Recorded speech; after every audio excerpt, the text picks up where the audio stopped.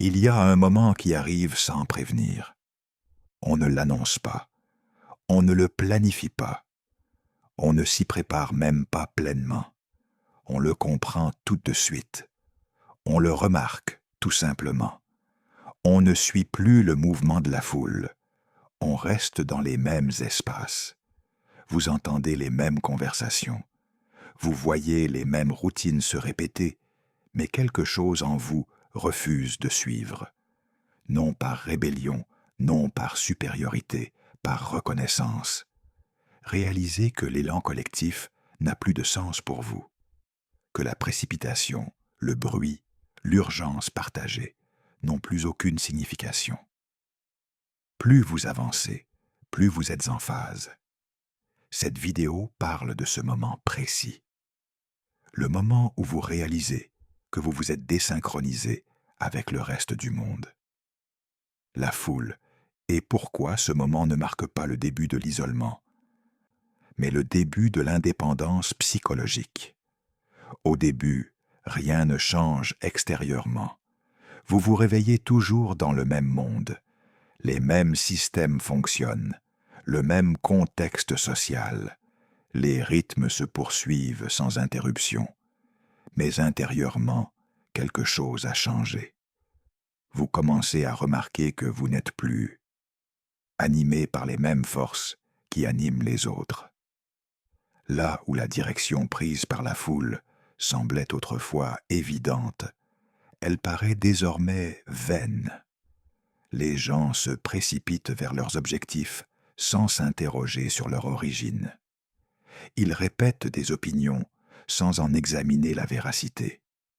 Ils passent d'une étape à l'autre comme entraînés par un courant invisible, et vous cessez d'avancer avec eux, parce que vous avez choisi une destination différente, mais aussi parce que vous ne vous sentez plus porté par le même élan, et souvent profondément déstabilisant au début. Le mouvement collectif procure un sentiment de sécurité. Lorsque tout le monde se déplace dans la même direction, le doute semble moins important. Mais dès qu'on cesse de suivre le mouvement, on se sent vulnérable. Il n'y a plus d'échappatoire. Il ne s'agit plus d'un rythme partagé derrière lequel se cacher. On commence à percevoir à quel point la vie sociale est régie par l'imitation. Il reflète l'urgence, car elle semble utile. Il reflète l'ambition, car elle semble productive. Il reflète la certitude, car elle procure un sentiment de stabilité. Mais l'imitation n'est pas une orientation. Et à un moment donné, on réalise que ce qui anime la foule n'est pas tant une question de conviction intérieure que de conviction personnelle, mais la peur de l'immobilisme. Cette prise de conscience n'est pas teintée d'arrogance, mais de malaise. Car lorsque vous cessez de suivre le mouvement, vous devez faire face à votre propre immobilité. Vous ne pouvez plus compter sur l'élan extérieur ne sert plus à définir le progrès. Vous ne pouvez plus mesurer votre vie par rapport à des repères partagés. Vous ne pouvez plus. Ne prenez plus une direction simplement parce que les autres bougent. C'est là que l'anxiété apparaît souvent. Non pas parce que quelque chose bouge, c'est faux, mais parce que les points de repère familiers ont disparu. Vous n'êtes plus tiré vers l'avant. Restez immobile. Et rester immobile dans un monde en mouvement est dangereux. On vous demandera peut-être pourquoi vous ralentissez, pourquoi vous hésitez, pourquoi vous suivez le rythme. Mais la vérité, c'est que vous n'hésitez pas, vous vous réajustez. On commence à remarquer que le mouvement collectif court-circuite souvent la réflexion, que la vitesse remplace la profondeur, que la répétition remplace la compréhension. Et une fois que vous l'avez vu, vous ne pouvez plus l'ignorer. Vous commencez à vous sentir mal à l'aise de participer à des actions auxquelles vous ne croyez plus. Les conversations semblent artificielles. Les objectifs semble hérité. Urgence. Cela semble artificiel. Vous ne jugez pas les autres. Vous n'êtes simplement plus obligé d'y adhérer. C'est le moment, là où l'autorité intérieure commence à murmurer. Pas fort, pas avec assurance, mais avec persistance. Elle demande plus doucement. Question. Pourquoi est-ce que je me déplace dans cette direction? Qui a décidé de ce rythme? Que se passe-t-il si je ne suis pas le mouvement? Au début, vous pouvez essayer de ignorer ces questions. Dites-vous que tout le monde ressent cela parfois, que le doute est temporaire. Il faut persévérer. Mais les questions reviennent avec plus d'insistance, car ce ne sont pas des distractions, ce sont des signaux. Des signes indiquant que votre monde intérieur n'est plus disposé à déléguer sa direction au collectif. Cela ne signifie pas que nous ne prétendons pas avoir toutes les réponses. En réalité, vous vous sentez peut-être plus incertain que jamais. Mais cette incertitude est différente. Elle n'est pas la confusion, c'est l'ouverture. Vous ne vous anesthésiez plus par le mouvement. Vous commencez à ressentir et à ressentir. Cela nécessite de l'espace. C'est pourquoi la foule commence à devenir étouffante. Non pas parce que les gens ont tort, mais parce que le partage. Le rythme effréné ne laisse aucune place à l'orientation. On n'entend plus ses propres pensées quand tout bouge en même temps. Alors vous ralentissez, sans brusquerie, sans provocation, tranquillement. Vous cessez de vous précipiter vers. Vous cessez de refléter l'urgence. Vous cessez d'adopter des opinions qui ne répondent pas. Raisonnez. Et peu à peu, on se sent moins fragmenté. C'est le paradoxe. S'éloigner de la foule peut sembler déstabilisant au départ, mais avec le temps, cela apporte de la cohérence. Vous n'êtes plus tiraillé dans plusieurs directions à la fois. Vous n'avez plus besoin de vous adapter constamment. Vous vous synchronisez avec l'élan extérieur. Vous commencez à percevoir le vôtre. Il ne s'agit pas encore de séparation, mais de prise de conscience. La prise de conscience que le mouvement de la foule n'est pas neutre. Il façonne l'identité. Il façonne les valeurs. Il façonne la perception. Et en prenant ne serait-ce qu'un peu de recul, vous retrouvez la capacité de choisir. Vous ne savez peut-être pas encore où vous allez, mais vous savez ceci. Vous ne pouvez pas continuer à avancer simplement parce que d'autres le font. Sont. Et cette connaissance change tout. Dès qu'on cesse de suivre le mouvement, un malaise sourd commence à s'installer. Surface.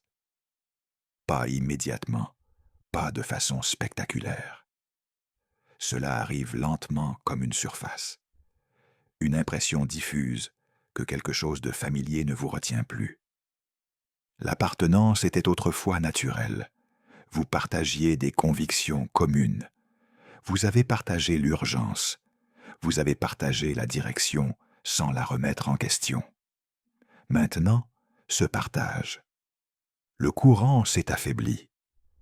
Vous vous retrouvez dans des conversations qui ne vous semblent plus réciproques. Vous entendez des mots disparaître. Vous avez échangé, mais vous ne vous sentez plus partie intégrante du mouvement qui les soutient. C'est à ce moment-là que beaucoup font demi-tour, non pas parce que ils en sont convaincus, mais parce que le malaise leur paraît dangereux. L'appartenance apporte un soulagement. Elle apaise les doutes. Il fournit une référence. Il vous permet de vous fondre dans un accord collectif. Lorsque celui-ci disparaît, il ne vous reste plus que vous-même.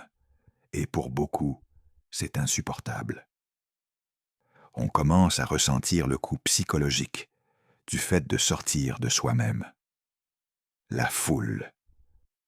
Il n'y a plus de scénario commun à suivre, plus de rythme familier dans lequel se raccrocher, plus de validation collective. Confirmez que vous vous déplacez correctement. On confond souvent cela avec la solitude, mais ce n'est pas de la solitude, c'est l'exposition. Vous êtes exposé à votre propre incertitude, à vos propres questions, à votre propre absence de réponse immédiate. La foule absorbe ces tensions. En dehors d'elle, vous devez les porter vous-même. C'est pourquoi la première phase après avoir mis le pied dehors semble souvent difficile, et non parce que vous êtes isolé, mais parce que vous n'êtes pas protégé. Vous n'êtes plus protégé par l'illusion que le mouvement équivaut à, autrement dit, on commence à remarquer à quel point les gens utilisent souvent la proximité pour éviter un travail sur soi.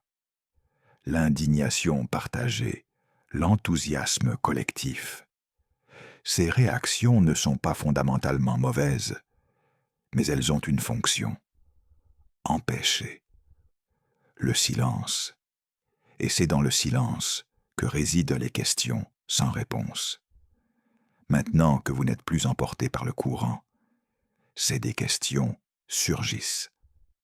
Vous vous demandez peut-être pourquoi certains objectifs ne vous motivent plus, pourquoi des ambitions familières vous semblent étrangement vides, pourquoi les réussites qui semblaient autrefois importantes paraissent-elles désormais insignifiantes.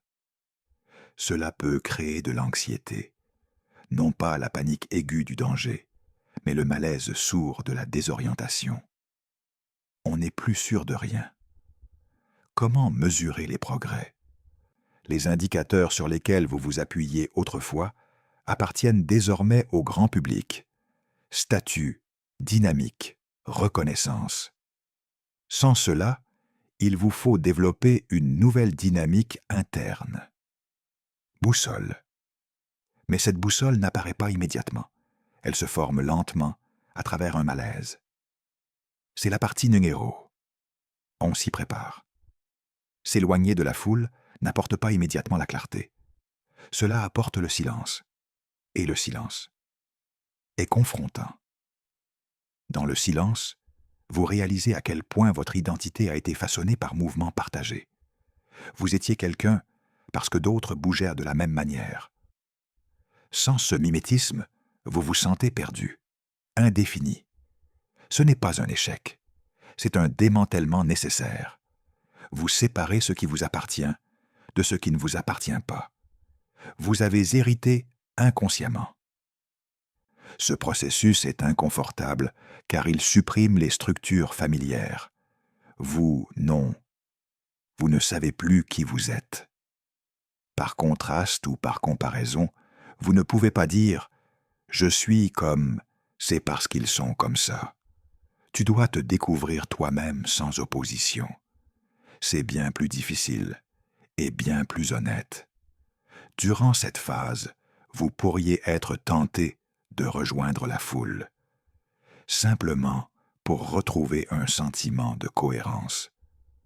Vous pourriez envisager de renouer avec d'anciens rythmes, d'anciennes conversations, d'anciennes habitudes. Des ambitions, non pas parce qu'elles correspondent à nos attentes, mais parce qu'elles nous semblent familières. C'est un moment critique, car un retour trop rapide empêche la formation d'un repère intérieur. On retombe alors dans le rôle d'être porté. Au lieu d'apprendre à se tenir debout, être seul psychologiquement ne signifie pas isolement. Cela signifie maîtrise de soi. Apprennent ce que signifie exister sans élan emprunté. C'est là que l'endurance compte. Non pas l'endurance des épreuves, mais aussi la capacité d'accepter l'incertitude. Il faut s'autoriser à ne pas savoir ce qui va se passer. Vient ensuite la suite. Il faut accepter l'absence de directives immédiates. La foule apporte des réponses rapidement, souvent. Des réponses erronées, mais rapides. En dehors de cela, les réponses prennent du temps. Elles nécessitent l'écoute, Elle exige de la patience. Elle exige d'accepter de rester indéfini pendant un certain temps. C'est pourquoi peu de gens franchissent cette étape. Non pas parce qu'elle est pénible, mais parce qu'elle est ambiguë. Il n'y a pas d'applaudissement, pas de aucune assurance, aucun signal clair indiquant que vous faites le bon choix. Vous avez simplement le sentiment que revenir vous coûterait cher. C'est quelque chose d'essentiel, et rester y est difficile, mais authentique. C'est cette tension qui forge l'indépendance intérieure. Vous ne vous déplacez plus pour maintenir votre appartenance. Vous restez immobile pour préserver votre intégrité. C'est là que quelque chose de subtil commence à se former. Le sentiment que votre valeur ne dépend plus de personne. Sur le mouvement partagé, que vous n'avez pas besoin de confirmer par la participation, vous pouvez exister sans alignement immédiat. Cette prise de conscience n'élimine pas l'inconfort, mais elle change votre façon d'exister. Relation avec elle. Le malaise devient instructif. Au lieu d'être menaçant, il vous indique où se trouvent les anciennes structures. Se dissoudre. Cela vous montre où une nouvelle orientation doit émerger. Vous commencez à comprendre que l'appartenance n'a jamais été le objectif. La cohérence se construit et ne s'emprunte pas. Elle se construit progressivement, silencieusement, de l'intérieur. À mesure que le malaise de ne plus appartenir à un groupe s'installe, quelque chose de plus profond commence à se dissoudre, votre identité collective. Pendant une grande partie de la vie, l'identité est empruntée. Elle se forme. Par l'accord, par la répétition, par le mouvement partagé. On devient quelqu'un parce qu'on se déplace là où les autres déplacez-vous. Valorisez ce que les autres valorisent et poursuivez ce qui est déjà validé. Cela ne signifie pas que cela se produit consciemment. Cela se produit silencieusement comme mécanisme de survie. Appartenance. Cela donne une définition. Lorsque vous sortez de la masse, cette définition s'affaiblit. Vous ne pouvez plus vous fier à la comparaison avec « sache qui tu es ». Tu ne peux plus dire « je suis ceci », car les autres sont cela. Le point de repère disparaît, et avec lui une subtile conscience de soi. C'est le moment. Beaucoup de gens interprètent cela à tort comme une perte de soi.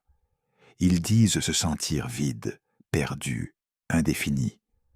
Mais qu'en est-il réellement? Ce qui se passe, c'est le désapprentissage. Vous vous débarrassez d'une identité qui n'a jamais été pleinement la vôtre. Ce processus est déstabilisante, car l'identité empruntée semble solide. Elle est renforcée quotidiennement, constamment reflétée, confirmée socialement. Quand elle disparaît, il n'y a plus rien. Remplacement immédiat. Il ne vous reste qu'une prise de conscience brute. Vous remarquez que vous n'avez plus de remplacement immédiat.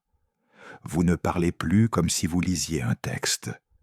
Vos opinions se font plus rares. Vos préférences semblent incertaines. Non pas par manque de connaissances, profondeur, mais parce que vous ne faites plus écho au consensus. Vous vous rencontrez vous-même sans amplification. C'est là où le silence devient inévitable. Avant, le silence était gênant. Maintenant, cela semble révélateur. Dans le silence, vous remarquez à quel point vous avez souvent utilisé l'accord pour éviter réflexion. Vous remarquez à quel point vos certitudes étaient héritées. Et cette prise de conscience peut être déstabilisante, car cela soulève une question. Vous ne pouvez plus ignorer qui je suis lorsque je ne suis pas aligné. Cette question n'a pas de réponse immédiate. Et c'est là tout l'enjeu.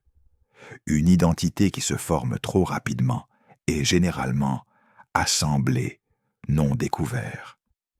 Vous vous trouvez maintenant dans l'espace où la découverte devient réalité. C'est possible, mais la découverte exige du temps, sans définition. Il faut tolérer, être indéfini, sans se précipiter pour se définir par une étiquette. C'est psychologiquement exigeant. L'esprit a besoin de structure. Elle veut savoir où elle se situe. Elle veut catégoriser. Mais la véritable autoréférence, cela ne se fait pas à la hâte. Cela se forme par l'observation. On commence à remarquer des préférences subtiles qui étaient auparavant imperceptibles. L'élan du groupe vous tire vers le haut. Qu'est-ce qui vous dynamise vraiment? Qu'est-ce qui vous épuise? Qu'est-ce qui vous semble authentique? Qu'est-ce qui vous paraît artificiel? Ces signaux ont toujours été présents, mais ils étaient masqués. À présent, ils deviennent plus clairs. Vous vous rendrez peut-être compte que certains, les ambitions n'ont jamais été les vôtres. Certains objectifs ne semblaient importants que parce qu'ils étaient partagés. Cette prise de conscience ne signifie pas que vous n'avez pas besoin de vous en rendre compte. Cela vous rend supérieur. Cela vous rend plus silencieux. Vous n'avez plus besoin de prouver votre orientation. Vous ne cherchez plus à convaincre qui que ce soit, pas même vous-même. Vous commencez à vivre sans affirmation constante. Et c'est là que la peur apparaît souvent. Non pas la peur de l'échec, mais la peur de l'invisibilité. Sans identité collective, vous n'êtes plus facilement reconnaissable. Vous pouvez vous sentir invisible. Non catégorisé, non localisé. Mais l'invisibilité à ce stade n'est pas une perte, c'est une protection. Vous êtes pas encore prêt à être défini. Tu es encore en formation. C'est pourquoi le fait de se précipiter pour revenir sur le devant de la scène conduit souvent les gens à... Ils adoptent une autre identité empruntée. Ils quittent un groupe pour en rejoindre un autre. Une idéologie remplacée par une autre. Un mouvement remplacé par un autre. Mais vous hésitez. Quelque chose en vous comprend. Que remplacer l'identité trop rapidement anéantirait le travail accompli. Vous restez donc dans un espace indéfini. Cet espace est inconfortable, car elle n'offre ni applaudissement, ni réconfort, ni clarté. Des indicateurs de réussite, certes, mais cela offre autre chose, la précision. On commence à ressentir ce qui est vrai pour soi. Avant même que cela ne devienne articulé, vous vous fiez à votre ressenti plutôt qu'aux mots. C'est la naissance de l'autoréférence. Vous ne vous demandez plus ce que vous devriez penser, mais ce que vous pensez réellement. Expérience. Ce changement est subtil mais profond. Il modifie votre façon d'écouter, votre expérience, votre réaction, vos mouvements. Vous cessez de réagir automatiquement au récit partagé. Vous faites une pause. Vous vous recentrez. Et souvent, vous choisissez de ne pas vous engager. Non pas parce que vous êtes en désaccord, mais parce que la conversation ne vous est plus utile. Orientation. Il ne s'agit pas de détachement, mais de discernement. Vous apprenez à vous situer sans miroir, sans une validation sans élan. Et c'est pourquoi la foule semble distante. Non pas parce que vous la rejetez, mais parce qu'elle ne l'est pas. Cela ne vous définit plus. Vous n'êtes pas anti-collectif, vous êtes post-collectif. Vous comprenez le rôle qu'a joué la foule. Elle vous a porté quand vous aviez besoin de structure. Maintenant, elle ne peut plus vous porter. Vous, sans frais, c'est le seuil. Vous ne suivez plus le mouvement. Vous n'êtes plus réconforté par... Vous vous sentez appartenir à quelque chose, mais vous n'êtes pas perdu pour autant. Vous vous tenez au seuil de quelque chose de réel. une identité qui n'est pas assemblée par accord, mais formée par alignement. Ce processus prend du temps et de la patience et la volonté de rester dans l'ombre un certain temps.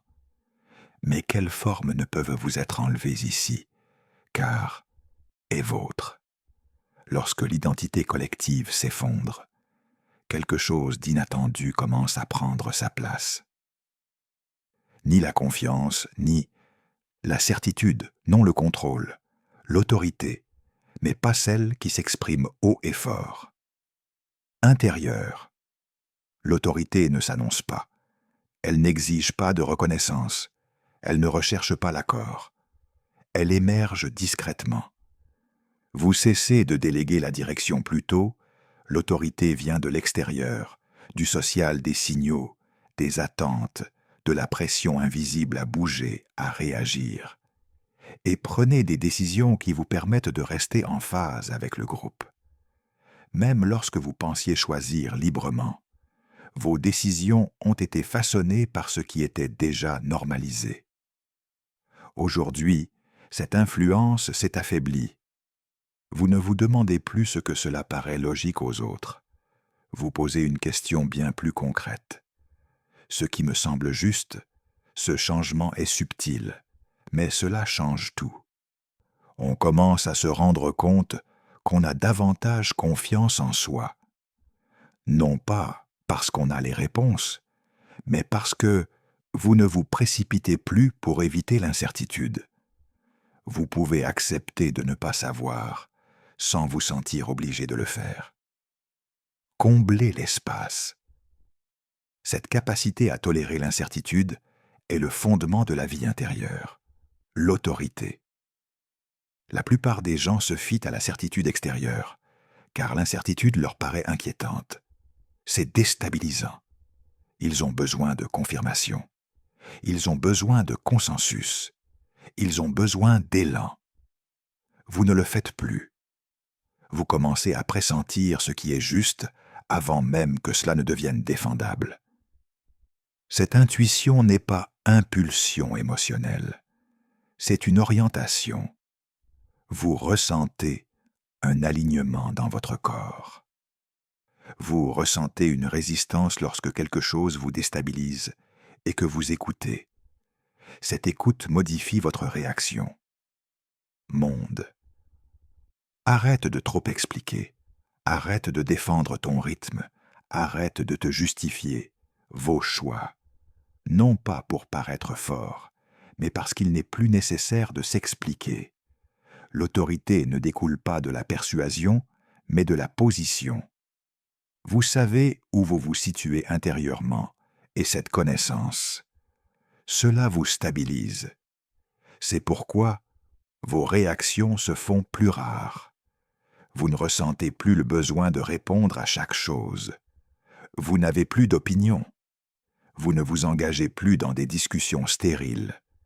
Vous ne vous sentez plus obligé de participer à des débats, des conversations qui brouillent les pistes. Le silence devient un choix, non un retrait, et ce silence porte poids. Les gens remarqueront peut-être que vous êtes plus difficile à influencer, ni têtu, ni fermé, simplement insensible à la pression, et souvent mal compris. Certains peuvent penser que vous vous êtes détaché. D'autres peuvent supposer que vous êtes désengagé, mais ce que vous rencontrez, c'est l'ancrage. Vous n'oscillez plus entre l'accord et la résistance. Vous êtes stabilité.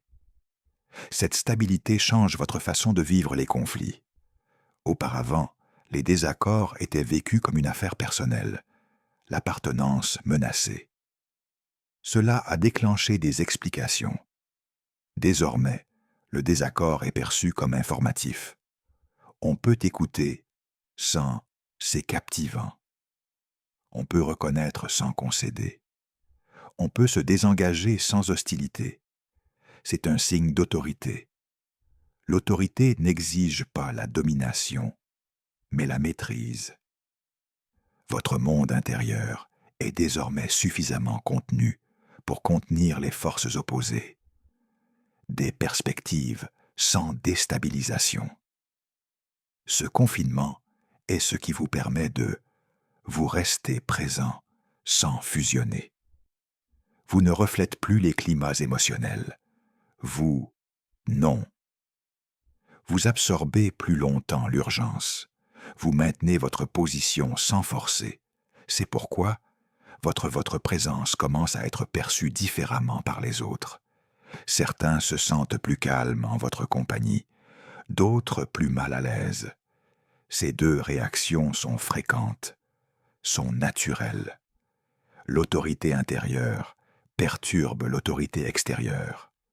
Ceux qui s'appuient sur les signaux collectifs peuvent sembler vulnérables en présence d'une personne qui ne les perçoit pas. Mais ce n'est pas le cas. Votre responsabilité. Vous n'êtes pas là pour contrôler le confort des autres. Vous êtes là pour vivre en accord avec vous-même. Cette précision, cela change votre rapport à la prise de décision. Vous ne cherchez plus la clarté à tout prix. Vous attendez qu'elle vienne d'elle-même. Laissez les options révéler leur importance avant de choisir. Et lorsque vous choisissez, vos décisions vous semblent plus sereines, mais plus...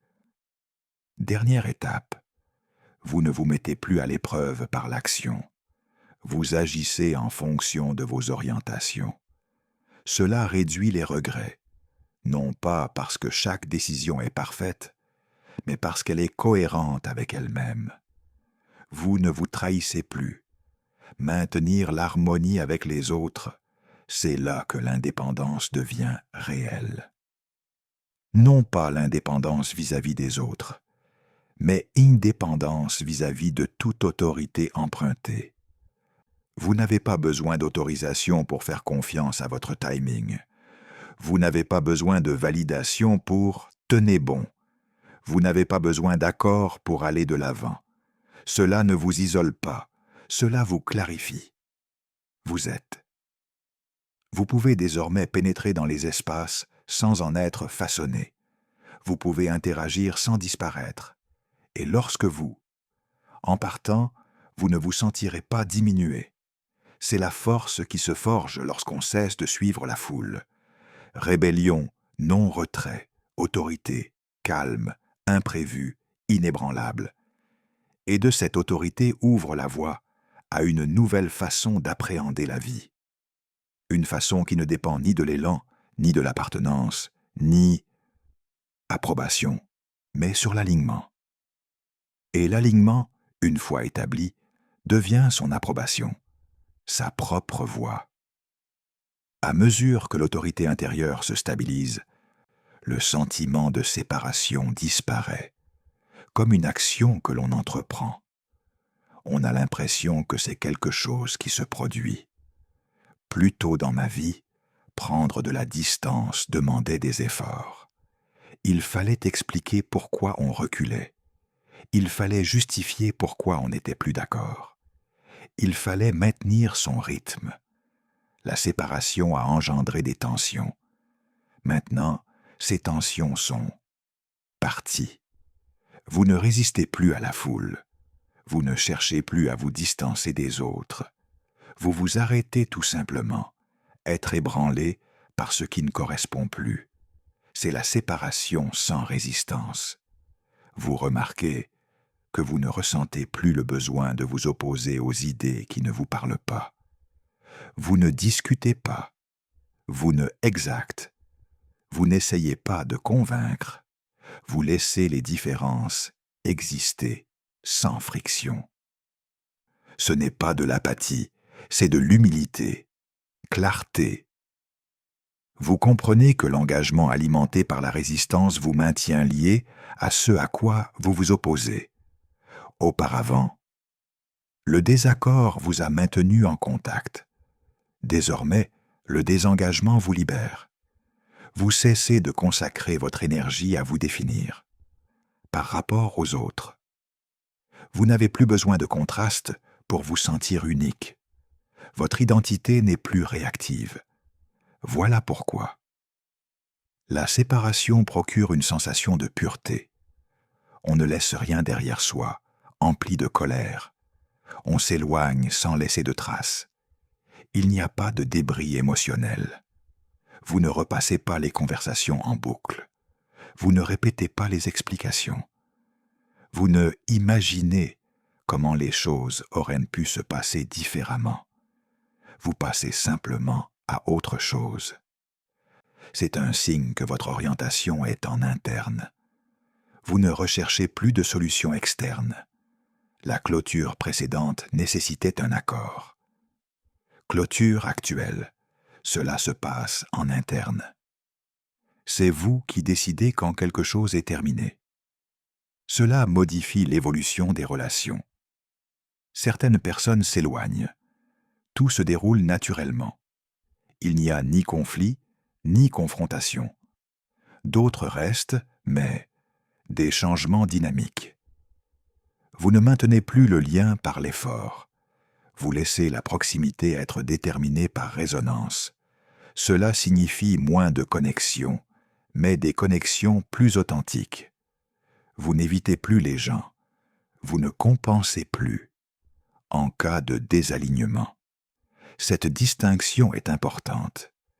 L'évitement est motivé par la peur. La séparation sans résistance est guidée par la précision. Vous n'avez pas peur de l'engagement.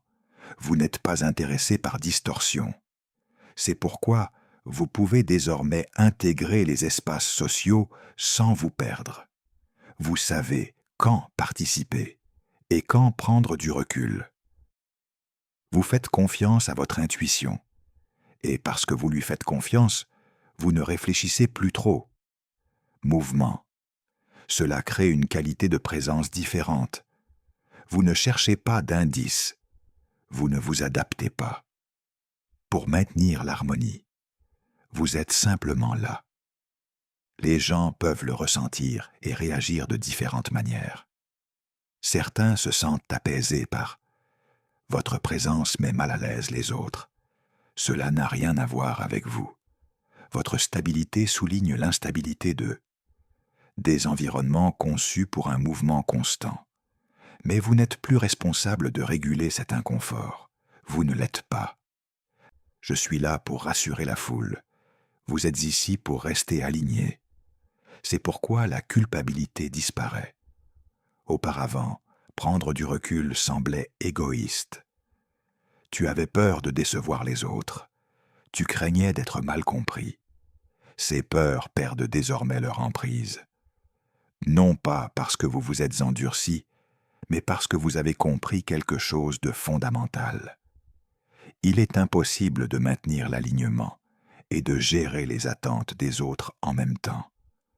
L'un aura toujours un prix, et vous avez choisi l'alignement. Ce choix ne vous rend pas froid. Il vous rend honnête. Vous n'êtes plus présent à moitié. Vous ne restez plus là où votre attention ne peut pas demeurer. Cette honnêteté simplifie votre vie. Vous ne jonglez pas avec les obligations émotionnelles. Vous n'assumez pas de rôle, par habitude. Vous vous déplacez là où votre énergie vous porte. Cela modifie aussi votre perception de la solitude. La solitude ce n'est plus un refuge après un conflit. C'est simplement l'endroit où l'on revient entre deux engagements. On s'y installe et déconnecté sans perturbation interne. Cette fluidité est la marque de la maturité. Vous n'êtes plus dépendant de « la proximité est essentielle pour se sentir réel ». On porte sa réalité en soi. Et c'est pourquoi vous ne craignez plus la distance. La distance ne menace pas votre identité. Elle la confirme. Vous voyez clairement ce qu'il reste des choses lorsque l'effort est supprimé. Vous voyez qui peut vous rencontrer sans extraction. Vous respectez ses limites. Ce respect s'étend également à l'extérieur. Vous ne jugez pas ceux qui restent dans la foule. Vous comprenez leurs besoins d'élan. Vous reconnaissez simplement qu'il ne vous appartient plus. Ce manque de discernement est ce qui cela maintient une séparation nette. Vous ne cherchez pas à être différent. Vous permettez la différence. C'est le pouvoir discret de la séparation sans résistance.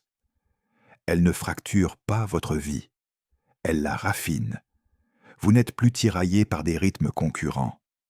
Vous êtes rassemblé en vous-même. Et de ce rassemblement, dans cet état, une nouvelle relation avec le monde devient possible. Une relation où l'engagement est choisi, non hérité. Une relation où le mouvement est intentionnel, non réflexe. Un mouvement où la distance n'est pas un échec. Une connexion, certes, mais une forme d'intelligence. C'est là que votre chemin devient indéniablement le vôtre. Non pas parce que tu as rejeté la foule, car tu n'avais plus besoin d'elle pour savoir qui tu étais. À un certain stade, quelque chose, un changement subtil mais décisif se produit. Vous cessez de vous comparer à la foule. Non pas parce que vous avez transcendé comparaison, mais parce que la comparaison n'a plus de sens. Auparavant, la comparaison, c'était inévitable. Cela vous indiquait si vous étiez en avance ou en retard, si vous aviez réussi ou échoué, si vous étiez sur la bonne voie ou non. La foule servait de point de repère. Même en y résistant, on en ressentait encore l'attraction. Maintenant, cette référence disparaît. Vous remarquez que la vitesse des autres ne provoque plus d'urgence chez vous. Les réussites ne suscitent plus de doute. Leur choix n'exige plus d'explication de votre part. Vous êtes pas indifférent, vous êtes orienté. C'est une indépendance tranquille. Cela ne se voit pas. C'est dramatique vu de l'extérieur. Vous vivez toujours dans le même monde. Vous interagissez toujours. Vous participez toujours. Mais intérieurement, vous ne vous calibrez plus par rapport au mouvement extérieur. Cela change votre perception du succès. Auparavant, le succès semblait relatif. Il dépendait de la position. Vous le ressentiez. Réussir. Quand on était en avance sur les autres, ou du moins qu'on évoluait avec eux. Maintenant, le succès est une expérience intérieure. C'est un sentiment de cohérence. Quand vos actions correspondent à vos valeurs. C'est l'absence de conflit intérieur. Après une décision, c'est le calme qui suit l'alignement. On commence à remarquer que beaucoup de gens courent après les résultats parce qu'ils essaient d'échapper à la comparaison.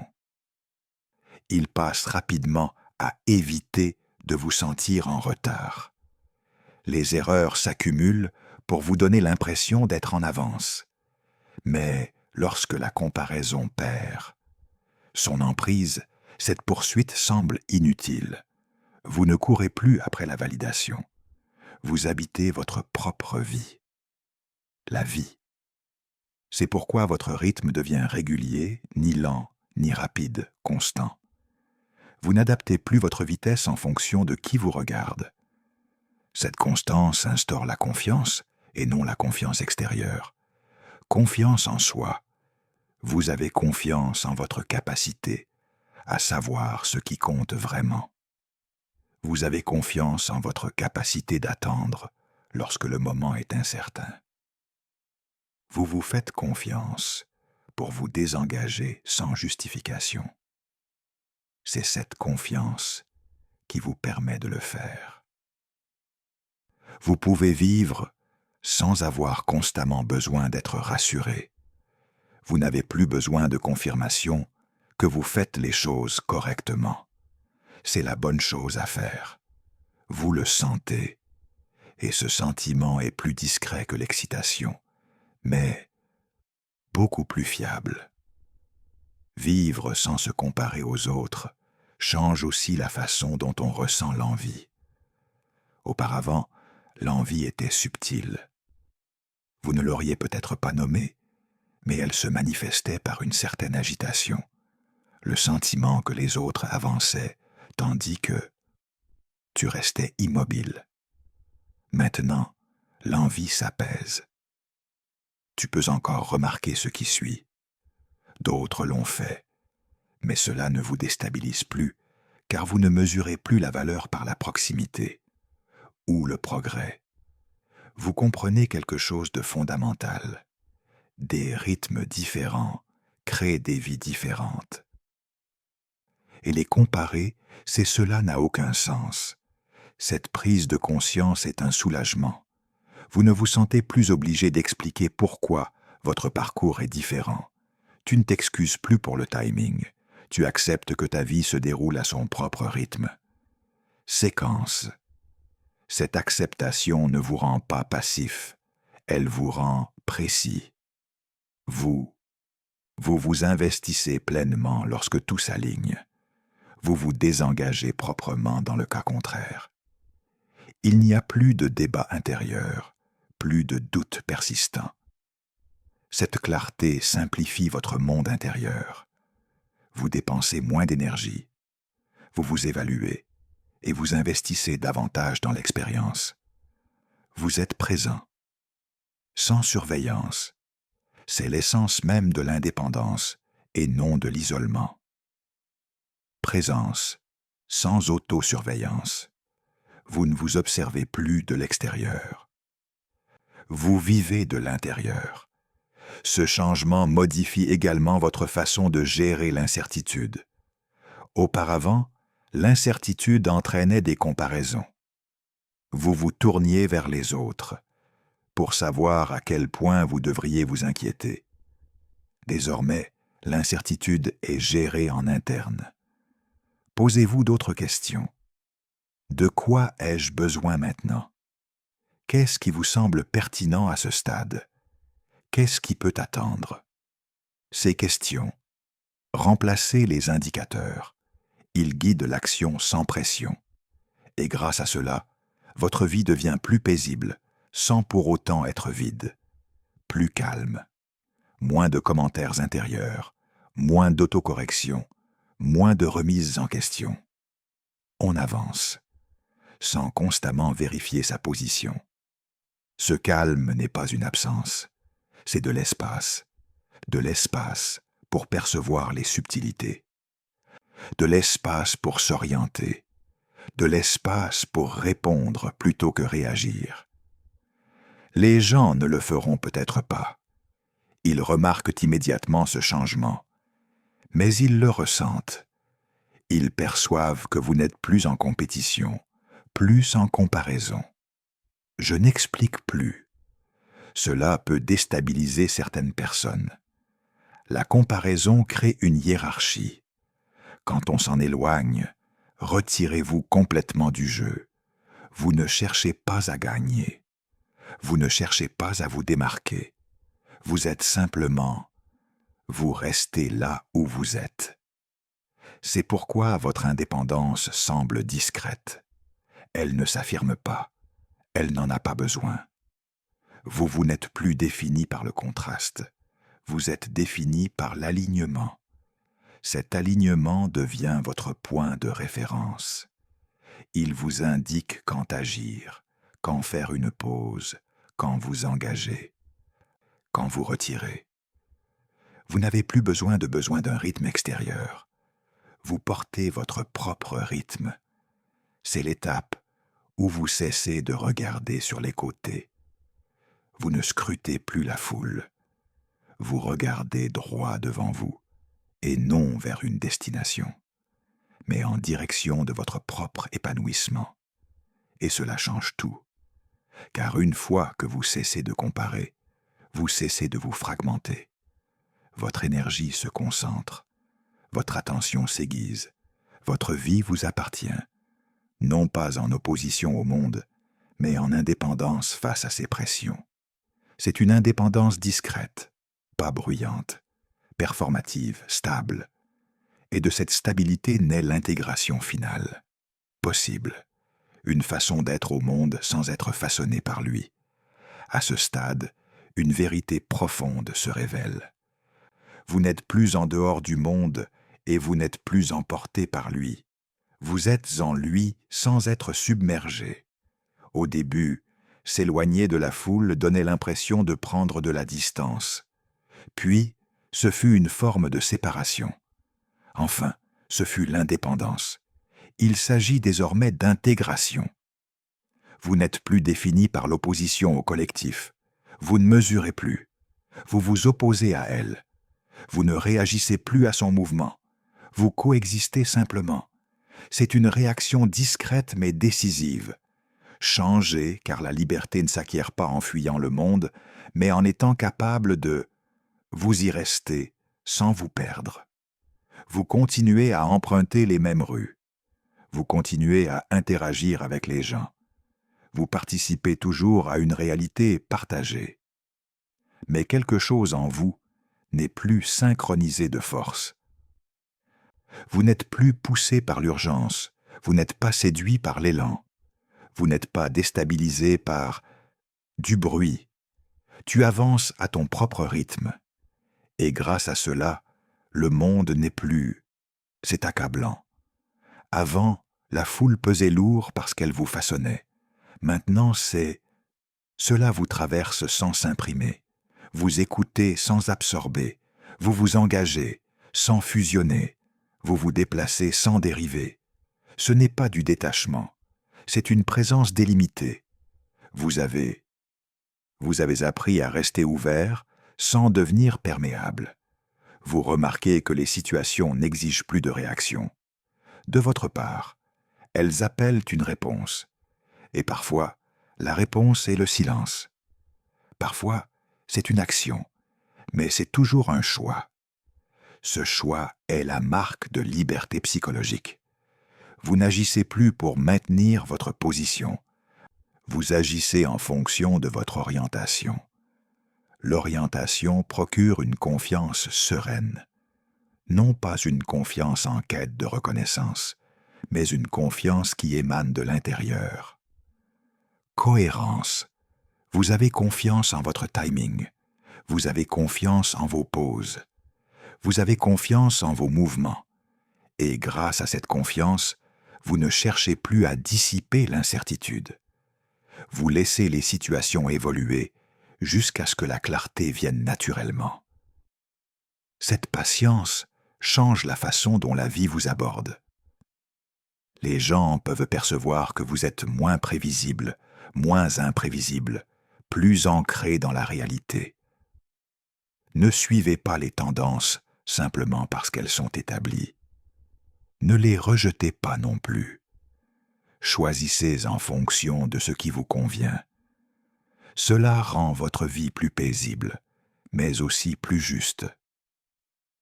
Vous n'êtes plus dispersé ou entre les attentes. Vous êtes réunis. Ce rassemblement vous permet de rester calme, même dans des environnements qui vous déstabilisaient autrefois. Les foules ne sont plus. Cela vous épuise de la même manière. Les opinions ne suscitent plus de débats intérieurs. Les différences ne sont plus perçues comme une menace. Vous n'avez pas besoin de prouver votre indépendance. Elle se voit dans votre façon d'agir. C'est le paradoxe de intégration. Lorsque vous n'avez plus besoin de vous séparer consciemment, vous êtes libre de participer de manière sélective. Vous n'êtes pas isolé, vous êtes sélectif. Vous n'évitez pas la foule, vous ne le faites tout simplement pas. Abandonnez-vous-y. Cette distinction est essentielle. Vous avez appris que la véritable liberté ne se trouve pas dans le rejet du partagé. Vous êtes enraciné dans la réalité, mais en y restant profondément ancré. Vous ne craignez plus de vous perdre. Vous savez où vous êtes. Cette connaissance vous permet d'avancer sans hésitation et de reculer sans culpabilité. Vous n'êtes plus pris au piège, entre appartenance et autonomie. Vous avez les deux, mais selon vos conditions. C'est là que la vie devient moins dramatique, mais plus authentique. On n'a plus besoin de moments décisifs. On cesse de chercher. Confirmation. Vous vivez discrètement mais délibérément, et ce mode de vie a sa propre force. Les gens qui y sont sensibles, vous le ressentirez. Ceux qui ne le ressentiront pas passeront leur chemin, et vous n'éprouverez plus le besoin de gérer aucun des deux résultats. Vous comprenez? Il y a quelque chose qui change votre vision de tout ce qui a précédé. La foule n'a jamais été l'ennemi, c'était une phase. Elle t'a porté jusqu'à ce que tu puisses te porter toi-même. Et une fois que tu l'as pu, elle n'en avait plus besoin. Cette prise de conscience dissout le ressentiment. Vous n'êtes pas amer envers ce que vous avez laissé derrière vous. Vous êtes reconnaissant de ce que cela vous a appris. Vous avez appris la structure. Vous avez appris le rythme. Vous avez appris la participation. Maintenant, vous ajoutez autre chose, l'autonomie. L'autonomie ne vous isole pas. Elle vous éclaire. Vous ne cherchez plus votre place. Appartenir à soi-même. Et grâce à cette appartenance, on peut rencontrer le monde sans en être consumé. C'est cela. Ce n'est pas une destination. C'est une façon de se mouvoir, une façon de se tenir debout, une façon d'être présent, sans être façonné. Vous ne suivez plus le mouvement, mais vous ne le fuyez plus non plus. Vous tracez votre propre chemin, à travers le même monde, calme, ancré, intransigeant. Voilà ce que l'indépendance psychologique, lorsqu'elle est totale, discrète, sans excès, simplement authentique. Si vous avez. Pour en arriver là, il y a une chose que vous devez comprendre. Vous n'avez pas perdu votre place dans le monde. Lorsque tu as cessé de suivre le mouvement, tu l'as trouvé. Pendant longtemps, tu as cru que bouger signifiait progresser, que rester dans le mouvement signifiait progresser, que rester dans le mouvement signifiait progresser. La synchronisation était synonyme de sécurité. Ce sentiment d'appartenance exigeait une participation à tout prix. Mais à un moment donné, votre être intérieur, le bruit du monde, couvrait le rythme collectif. Et tu as écouté. Ce choix n'était pas facile. Il a coûté la familiarité. Le confort avait un prix. Il coûtait l'illusion de pouvoir se fondre dans une direction commune. Mais il offrait bien plus précieux, orientation. Vous avez appris à vous tenir debout sans comparaison, à se mouvoir sans urgence, savoir rester présent sans se laisser modeler. Vous n'avez pas fui le monde. Vous avez appris à exister en son sein, sans s'y perdre. Si la vie vous semble plus calme maintenant, ne confondez pas cela avec le vide. Le calme n'est pas synonyme de vide. L'absence. Le silence est espace.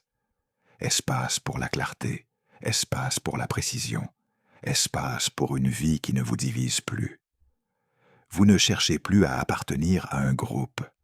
Vous ne réagissez plus au mouvement. Vous êtes. Tu ne demandes plus la permission de faire confiance à ton timing. Tu suis ton propre chemin dans le même monde, et c'est tout, une forme rare de liberté.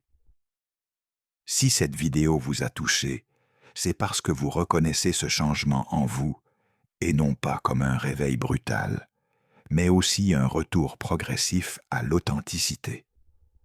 Cette chaîne s'adresse à ceux qui ne se précipitent plus vers se faire voir, ceux qui ne bougent plus simplement parce que les autres le font, et qui apprennent à vivre en s'appuyant sur leur autorité intérieure.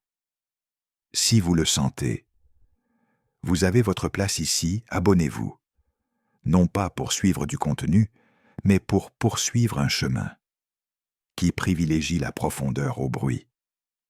Et si ces mots reflétaient votre expérience, laissez un commentaire, non pas pour vous justifier, mais pour faire savoir aux autres qu'ils ne sont pas les seuls à avoir cessé de déménager.